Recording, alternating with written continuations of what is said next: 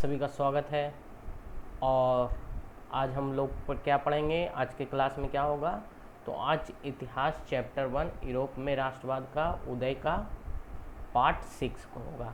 अभी तक हम लोगों ने कितने पार्ट में इस चैप्टर को पढ़ा है? तो अभी तक हम लोगों ने 5 पार्ट में इस चैप्टर को पढ़ा है। आज हम लोग देखेंगे पार्ट 6 में आपका क्या पढ़ना है।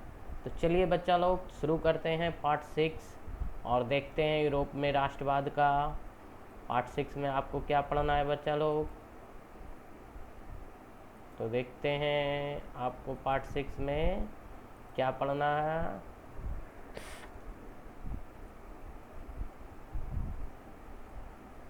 तो देखिए बच्चा लोग, पार्ट 6 में आपको पढ़ना है जर्मनी और इटली का निर्माण। तो क्वेश्चन यहाँ पे आपसे है कि पॉइंट में आपको समझाया हुआ है, ठीक है, कि जर्मनी क्या सेना राष्ट्र की निर्माता हो सकती है। यानी पूछ रहा है कि किसी भी राष्ट्र की निर्माता क्या सेना हो सकती है। तो आपको जवाब देना है हो सकती है कि नहीं हो सकती है। तो चलिए हम लोग देखते हैं कि सेना हो सकती है या नहीं, ठीक है। तो देखिए 1848 के बाद जो क्रांति हुआ ना बच्चा यूरोप में राष्ट्रवाद से रिलेटेड, तो क्या हुआ कि जनतंत्र और क्रांति में क्या होने लगा, अलगाव होने लगा, ठीक है।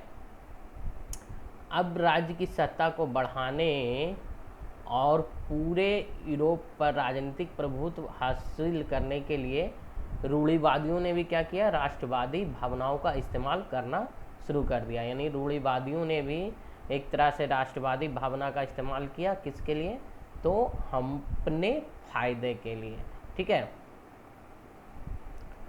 इसे हम लोग कैसे देखते हैं? तो हम लोग देखते हैं कि जिस प्रकार जर्मनी और इटली एकीकृत होकर राष्ट्र राज्य बना था, उसमें कहीं ना कहीं राष्ट्रवादी भावनाएं प्रयोग की गई थी, ठीक है। जैसा आप लोग पढ़े थे कि राष्ट्रवादी भावनाएं सबसे ज़्यादा कहाँ किन लोगों में देखने को मिलती थी। तो यहाँ जर्मनी के बारे में अगर हम बात कर रहे हैं तो ये जर्मनी के मध्य वर्ग के लोगों में ज़्यादा देखने को मिलती थी, ठीक है। 1848 में क्या हुआ था कि जर्मन महासंघ के विभिन्न इलाकों को जोड़कर एक निर्वाचित संसद द्वारा शासित राष्ट्र राज्य बनाने का प्रयास किया गया था, ठीक है। जो जर्मन संघ था ना, उसको अलग अलग इलाकों को जोड़ दिया और उसको एक राष्ट्र के रूप में कन्वर्ट करने की कोशिश की गई थी, ठीक है। लेकिन यह पहल कौन किया था? तो उदारवादी पक्ष के लोगों की ओर से था, ठीक है। तो ये उदारवादी पहल को राजशाही और सेना ने मिलकर क्या किया, दबा दिया, ठीक है। और इसका समर्थन प्राशा यानी जर्मनी का ही भाग प्राशा था, ठीक है। तो इसका समर्थन कौन किया था? तो प्राशा के बड़े बड़े भूस्वामियों ने भी किया था, ठीक है। अब इसके पश्चात जो अब एकीकरण का जो आंदोलन हुआ था, इसको अपने हाथ में कौन ले लिया? तो प्राशा ने ले लिया, ठीक है। यानी आंदोलन अपने हाथ में कर लिया राष्ट्रीय एकीकरण का, ठीक है। अब देखिए जो ये राष्ट्रीय एकीकरण के जो हुआ, उसमें कौन सबसे ज़्यादा लीड किया आपका ऑटोमन बिस्मार्क, ठीक है। और कहा जाता है जर्मनी के एकीकरण के लिए ये प्रक्रिया शुरू हुई थी, उसके लिए कौन किया था? तो ऑटोमन बिस्मार्क, ठीक है। अब इसने क्या किया था बिस्मार्क, चूँकि प्राशा एक तरह से राज्य था, छोटा राज्य, लेकिन बिस्मार्क प्राशा की सेना का प्रयोग करके नौकरशाहों की मदद करके प्राशा को एक विस्तृत क्षेत्र में कन्वर्ट किया और वही विस्तृत क्षेत्र किसके रूप में जाना गया? जर्मनी के रूप में। अब देखिए प्राशा ने 7 वर्ष के दौरान 3 युद्ध लड़ा। किस किस से लड़ा? तो ऑस्ट्रिया, डेनमार्क और फ्रांस से। और ये तीनों युद्ध में प्राशा की जीत हुई और जीतने के साथ ही एकीकरण की प्रक्रिया पूर्ण हो गई, ठीक है। अब देखिए जनवरी 1871 में कब बचा लो? तो जनवरी 1871 में वर्साय में एक समारोह हुआ और इस समारोह में प्राशा के राजा प्राशा के राजा विलियम प्रथम को जर्मनी का सम्राट घोषित कर दिया गया। ये देखिए जर्मनी का एकीकरण हो गया और जो प्राशा का राजा था ना बच्चा लोग, विलियम प्रथम, उसको किसका सम्राट बना दिया गया? जर्मनी का सम्राट बना दिया गया। उम्मीद है कि आप लोगों को समझ में आ रहा होगा, ठीक है बच्चा लोग। अब चलिए हम आगे देखते हैं। तो देखिए अब कैसे हुआ था, क्या मीटिंग हुआ था, वो हम लोग जानेंगे। तो देखिए 18 जनवरी की बात है, 18 जनवरी 1871 की बात है, ठीक है। जनवरी में ऐसे भी, ये तो हमारे इंडिया में भी ठंड होती है, लेकिन उधर भी ठंडी थी, ठीक है। 18 जनवरी 1871 की सुबह बहुत ठंडी थी, ठीक है।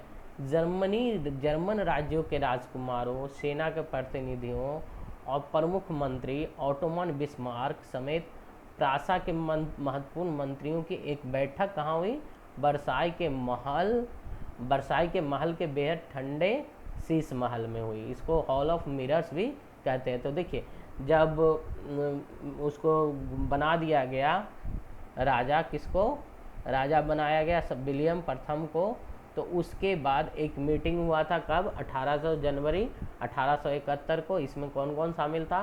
तो जर्मन जितना भी जर्मन कन्फेडरेशन में स्टेट आए उनका राजकुमार था, सेना के लोग थे, और प्रासा जर्मनी के एकीकरण में का जो सबसे महत्वपूर्ण व्यक्ति था तो बिस्मार्क था, ठीक है। साथ ही साथ प्रासा के बहुत सारे महत्वपूर्ण मंत्री थे, और इनका क्या हुआ था? एक बैठक हुआ था। कहाँ हुआ था? तो ये प्रासा के शीश महल, इसको हिंदी में दिया हुआ शीश महल, लेकिन इसको बोलते हैं हॉल ऑफ मिरर्स, ठीक है।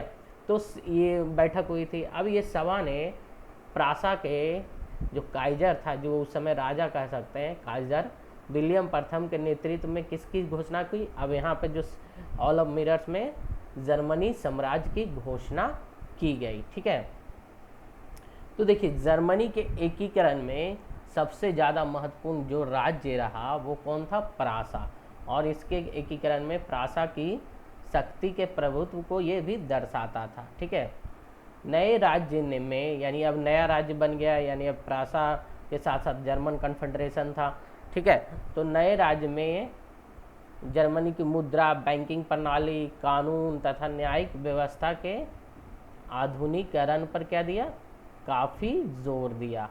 और प्रासा द्वारा उठाए गए कदम और उसकी कार्रवाइयाँ बाकी जर्मनी के लिए अक्सर एक मॉडल बना। यानी प्रासा जो काम कर रहा था, जो कदम उठा रहा था, उसी का जर्मनी के अन्य राज्यों में, अन्य क्षेत्रों में भी अनुसरण किया जा रहा था बच्चा लोग, ठीक है। तो ये जो फिगर आप देख रहे हैं बच्चा लोग, ये जो फिगर है, ये फिगर है आपका हॉल ऑफ मिरर्स। इसी में आपका बैठक हुआ था और इसी में इनको बनाया गया था प्रमुख, ठीक है, विलियम प्रथम को यहीं पर जर्मनी का राजा बनाया गया था, जर्मनी साम्राज्य का, ठीक है बच्चा लोग। उम्मीद है कि यहाँ तक आप लोगों को समझ में आया है। तो अभी तक हम लोगों ने किसका एकीकरण पढ़ा? जर्मनी का एकीकरण। अब हम लोग जानते हैं इटली का एकीकरण। तो देखिए 19वीं शताब्दी तक, जैसा हम आज मैप पर देखते हैं इटली को, 19वीं शताब्दी तक ऐसा इटली नाम का कुछ नहीं था। सिर्फ इटली एक भौगोलिक अभिव्यक्ति थी, लेकिन इटली कोई क्षेत्र नहीं था, ठीक है। और ये भौगोलिक अभिव्यक्ति में जिस भौगोलिक रूप को इटली बोला जाता था, वहाँ पर बहुत सारे स्वतंत्र राज्य हुआ करते थे, ठीक है। तो ये स्वतंत्र राज्य एक दूसरे के साथ नहीं रहना चाहते थे, इनमें अलगाव की भावना थी, ठीक है। मतलब इटली का जो कह सकते हैं कि कोई भौगोलिक रूप नहीं था, भौगोलिक नाम नहीं था, ठीक है। अब देखिए जो इसका कारण था कि इटली को एकीकृत करने में बहुत सारी समस्याएं थी। भौगोलिक समस्याएं तो है ही थी, उसके अलावा अन्य समस्याएं भी थी, ठीक है। जैसे कि इटली में कुछ विदेशी शक्तियों का हस्तक्षेप था, जैसे ऑस्ट्रिया, फ्रांस है ना, तो ये कुछ विदेशी राष्ट्र का हस्तक्षेप था जिसका इटली में हस्तक्षेप था, ठीक है। तो ये लोग एकीकरण में जरूर विरोध करते हैं। अगर इटली का एकीकरण का बात होता तो जाहिर सी बात है फ्रांस और ऑस्ट्रिया विरोध करते हैं, ठीक है। और इधर जिसको राजधानी बनाना था यानी रोम, तो रोम भी किसके नेतृत्व अंदर था? तो पोप के, यानी जो ईसाई लोगों के जो हेड हुए, गुरु हुए, ठीक है, उनके नेतृत्व में था। आपको पता भी है कि वेटिकन सिटी भी उन्हीं का, जो देश दुनिया का सबसे छोटा देश का भी दर्जा मिला हुआ है। तो राजधानी रोम किसके नेतृत्व में था? पोप के। और पोप क्या चाहते थे कि इटली का एकीकरण उनके नेतृत्व में हो, यानी इटली का एकीकरण कौन करें? पोप करें। और ये एकीकरण धर्म के आधार पर हो, ना कि शासकों के नेतृत्व में। ठीक है, तो ये सब कुछ कारण था। इसके अलावा ये आर्थिक और प्रशासनिक विसंगतियां तो थी ही। तो ये सब कुछ कारण था जो इटली के एकीकरण में रोड़े अटका रही थी। ठीक है, लेकिन इसके बावजूद 19वीं सदी के आरंभ से ही, ठीक है, 19वीं सदी जैसे ही आरंभ हुई उसी समय से इटली में क्या विकसित राष्ट्रीयता का विकास होने लगा। किसका विकास होने लगा? राष्ट्रीयता का। ठीक है, इन लोगों को भी अब राष्ट्र का महत्व पता लगने लगा।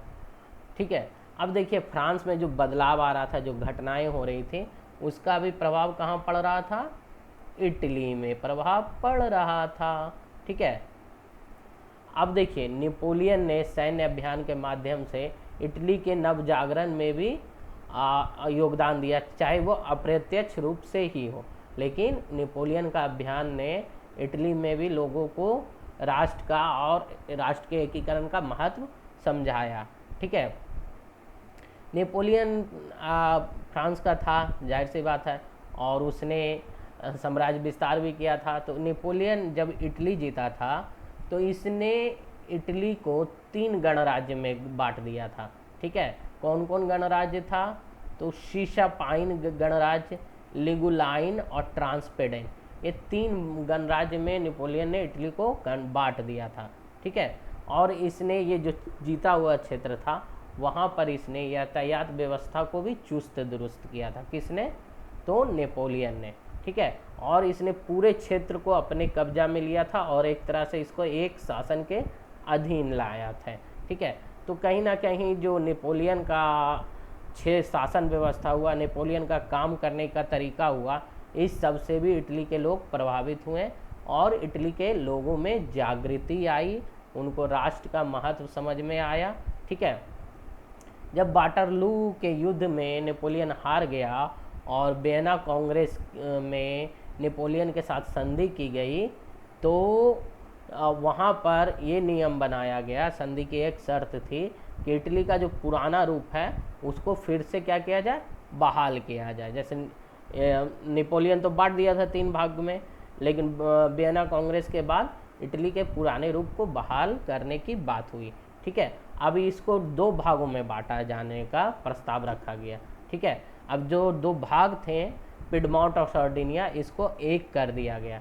ठीक है, तो ये दोनों भाग मिल गए और फिर इसको साथ में सार्डिनिया पिडमॉन्ट बोला जाने लगा।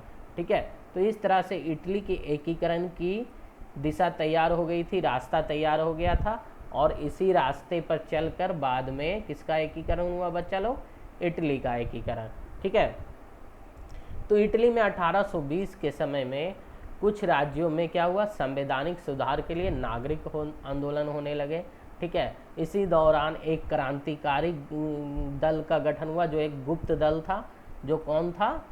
कार्बोनरी दल। ठीक है, इसका उद्देश्य क्या था?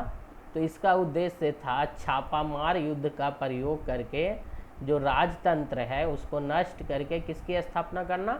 गणराज्य की स्थापना करना। ठीक है, अब देखिए इटली का जो प्रसिद्ध राष्ट्रवादी नेता हुआ मेजनी, ठीक है, वो भी इसी दल से था, कार्बोनरी दल से ही था। ठीक है, तो 1830 में जो क्रांति हुआ उसका प्रभाव इटली में भी देखने को मिला और यहाँ भी नागरिकों का आंदोलन शुरू हो गया। ठीक है, अब जब ये नागरिक आंदोलन शुरू हुए राजा के खिलाफ, तो मेजनी ने इन नागरिक आंदोलन का प्रयोग क्या किया? अपने फायदे के लिए किया और लोगों के बीच में राष्ट्रवादी भावनाओं को उग्र करने का उग्र रूप में बढ़ाने का किया। ठीक है, और इसने क्या किया? उत्तरी और मध्य इटली में एकीकृत गणराज्य स्थापित करने का प्रयास किया। कौन? मेजनी। ठीक है बच्चा लोग, लेकिन जो ऑस्ट्रिया का चांसलर था, जो मेटरनिक था, वो कड़ाई से जो ये राष्ट्रवादी नागरिक आंदोलन हो रहा था इटली में, चूँकि ऑस्ट्रिया भी इटली के कुछ भागों पर कब्जा किया हुआ था, तो मेटरनिक ने क्या किया? इन आंदोलनों को दबा दिया और इस कारण मेजनी का जो आंदोलन था, क्रांतिकारी आंदोलन कह सकते हैं, या जो इटली के एकीकरण के दिशा में जो प्रयास किया जा रहा था, उस कुछ समय के लिए उसको छोड़ना पड़ा और मेजनी को इटली भी छोड़कर जाना पड़ा। तो उम्मीद है बच्चा लोग आप लोगों को यहाँ तक समझ में आया होगा। तो आज का क्लास, आज का लेक्चर हम यहीं पे समाप्त करते हैं। अब हम लोग मिलेंगे नेक्स्ट क्लास में, नेक्स्ट वीडियो में। तब तक के लिए आप अपना ख्याल रखिए, अपने आसपास साफ सफाई रखिए, बड़ों का आदर कीजिए, छोटों को प्यार दीजिए और अपनी पढ़ाई को आगे बढ़ाइए। और अपने माता पिता का भी ख्याल रखिए, उनकी सेवा कीजिए और पढ़ते रहिए और बढ़ते रहिए। मिलते हैं नेक्स्ट क्लास में, तब तक के लिए बाय एवरीवन।